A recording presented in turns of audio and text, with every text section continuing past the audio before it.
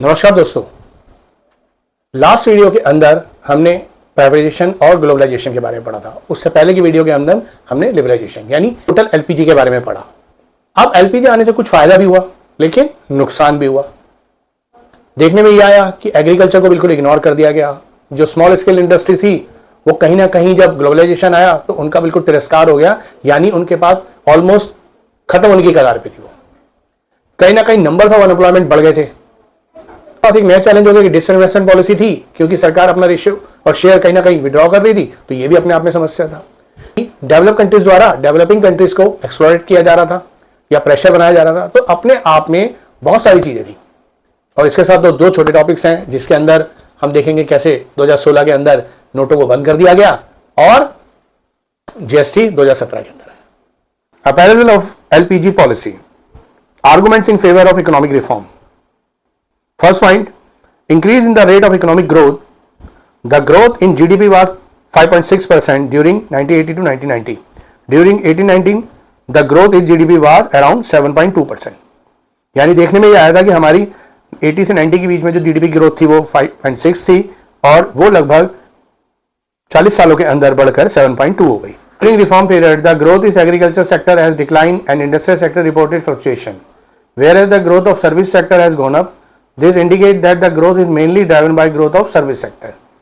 Reform के अंदर देखा यह गया था कि हमारा जो इंडस्ट्रियल सेक्टर है उसकी ग्रोथ बहुत कम हो गई थी, लेकिन सर्विस सेक्टर की ग्रोथ बहुत ज्यादा हो गई थी, क्योंकि एग्रीकल्चर को तो हमने 1960 के अंदर ही ग्रोथ पा ली थी, इसलिए उसको इतने ज्यादा महत्व नहीं दिया जा रहा था। लेकिन यह देखा गया था कि सर्विस सेक्टर की ग्रोथ बहुत तेजी से बढ़ रही थी। Second point, inflow of the foreign investment. The opening up of the economy has led to the rapid increase in the FDI and FFI increased from $100 million in 1991 to 7.35 billion in 2014-15। तो देखने में यह आया कि 1991 के अंदर जो हमारा विदेशी इन्वेस्टमेंट था, एफडीआई जो था, वो लगभग 100 मिलियन था, जो आज 2015-16 के अंदर वो लगभग 73.5 बिलियन हो गया। तो अपने आप में समय के साथ साथ कहीं ना कहीं एफडीआई बढ़ता है। अब एफडीआई बढ़ना और घटना वो तो समय के साथ होता रहता है, लेकिन उसका कहीं ना कहीं मतलब समझें, जब एफडीआई हमारे यहाँ आता है तो बहुत बड़ा प्रॉफिट मार्जिन कमा के ले जाता है, लेकिन उसका इंपैक्ट ये पड़ता है कि लोगों को रोजगार भी मिल जाता है और कहीं ना कहीं गवर्नमेंट की एक टैक्स कलेक्शन भी बढ़ जाती है। Third point, rise in foreign exchange reserve. There has been an increase the foreign exchange reserve from about $6 billion in 1991 to about $321 billion in 2014 and 2015।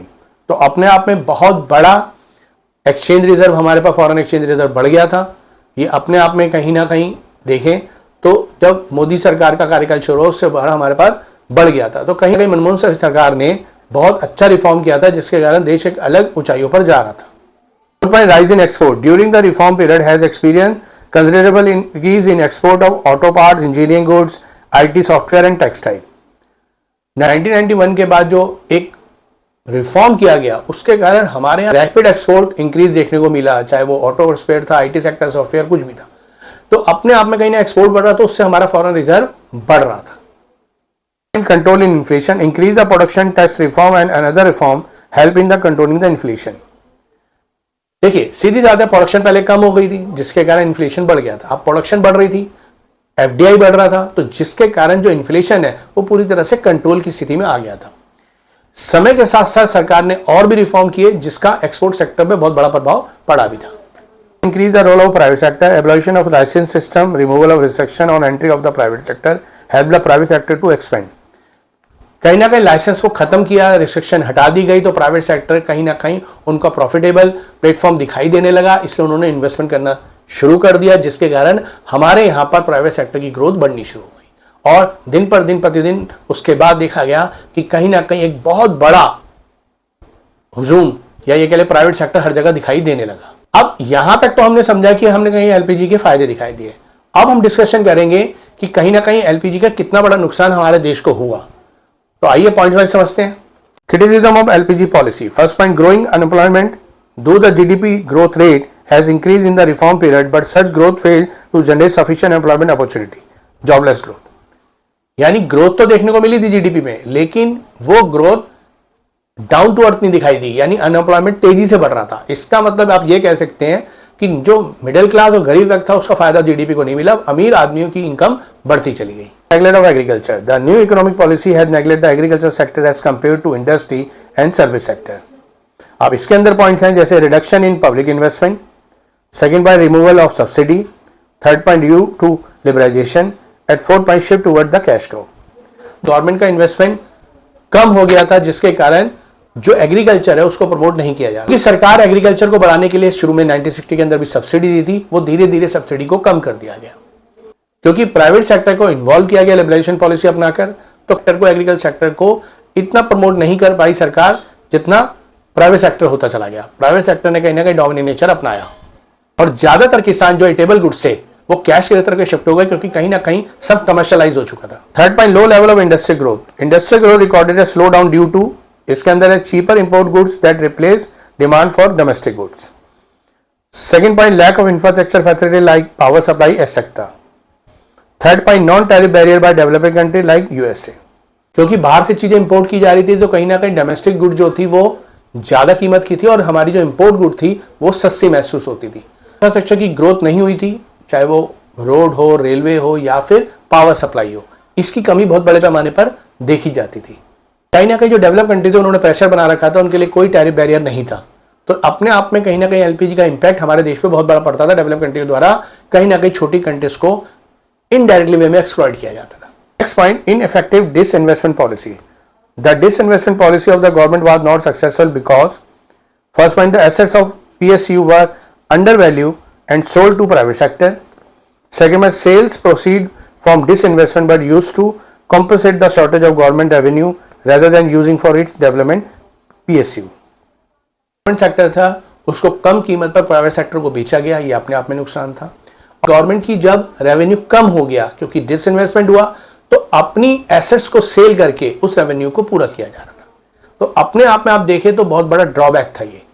Next point, ineffective tax policy, the tax reduction in the reform period was done to generate larger revenue and to curb tax evasion, but it did not result in the increase the tax revenue for the government। सरकार ने tax का reduction कम किया था फिर भी सरकार का revenue नहीं बढ़ा, क्योंकि हमारे यहाँ पर आज भी और पहले भी टैक्स की चोरी बड़े पैमाने पर होती थी, तो सरकार उसको एक तरह से टैक्स रिफॉर्म प्रॉपर रूप में नहीं कर पाई जिससे सरकार को फायदा हो और सरकार अपनी इकोनॉमिक ग्रोथ में सपोर्ट कर पाए। नेक्स्ट पॉइंट है spread of consumerism. New economic policy has been encouraging the dangerous trend of consumption by encouraging the production of luxury and superior item।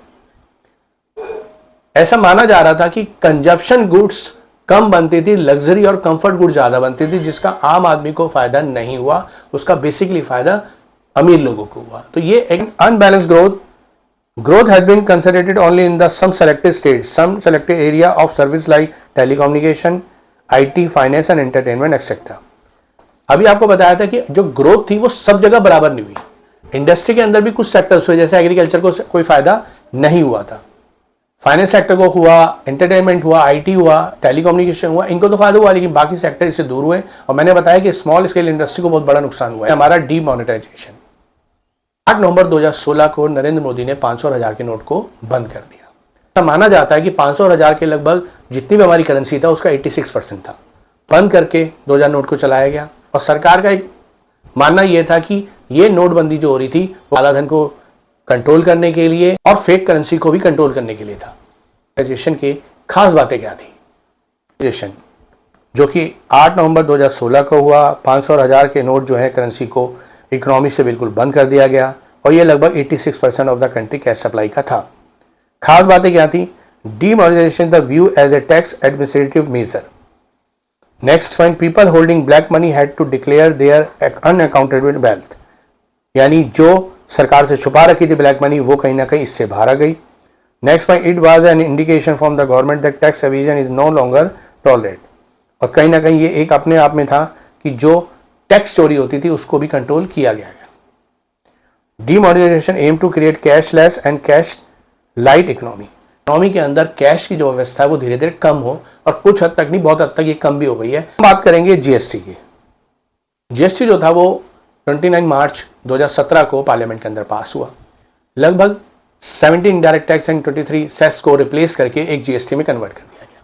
वो अलग बात है कि इसके अंदर भी बहुत सारे स्लैब्स हैं और अभी 4-6 महीने पहले भी जीएसटी की कुछ कैटेगरी को 2 कैटेगरी में कन्वर्ट कर दिया गया। तो आइए जीएसटी की कुछ फीचर्स देखते हैं।